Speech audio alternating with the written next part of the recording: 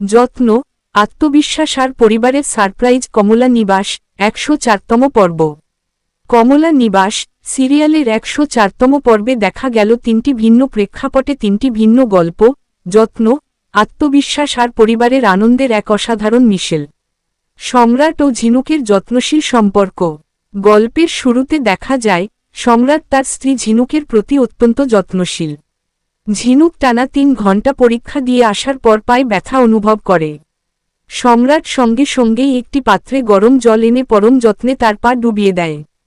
পরীক্ষার আগে যখন ঝিনুকের হাতে ব্যথা হয় তখনও সে একইভাবে গরম জলে হাত ডুবিয়ে আরাম দেয়। ঝিনুক ফোনে জানতে পারে তার বন্ধু দেবারুণের ব্রেন হ্যামারেজ হয়েছে এবং ডাক্তাররা আশা ছেড়ে দিয়েছে।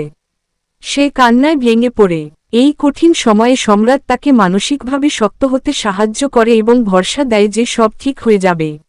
ঝিনুক যখন পরীক্ষার হলে প্রবেশ করে সম্রাট জানায় যে এই ৩ ঘণ্টা তার থেকে দূরে থাকা তার জন্য খুবই কষ্টকর। আদিত্যের আত্মবিশ্বাস ও পল্লবীর বিস্ময়। অফিসের দৃশ্যে দেখা যায় পল্লবী লক্ষ্য করে আদিত্যকে কোনোভাবেই আটকানো যাচ্ছে না। চিঠি লেখা থেকে শুরু করে নাইট ক্লাবের ডান্স পার্টিতে যাওয়ার মতো সাহসী পদক্ষেপ নিচ্ছে সে। আদিত্যের এই আত্মবিশ্বাস দেখে পল্লবী বেশ বিস্মিত হয়। ঠাকুমাকে পরিবারের আনন্দদায়ক সারপ্রাইজ। পরিবারের নাতি তার ঠাকুমাকে সাজগোজ করিয়ে বাইরে নিয়ে যাওয়ার জন্য তাড়া দেয়।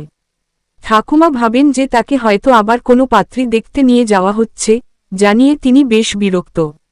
কিন্তু নাতি জানায় যে পাত্রী দেখার দায়িত্ব তার মায়ের। আজ তারা অন্য জায়গায় যাচ্ছে।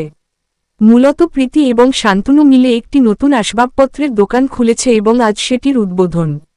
নাতি যখন ঠাকুমাকে সেই নতুন দোকানের সামনে নিয়ে যায় এবং সবাইকে একসাথে দেখে তখন ঠাকুমা এই সারপ্রাইজ পেয়ে অত্যন্ত আনন্দিত এবং আবেগাপ্লুত হয়ে পড়েন।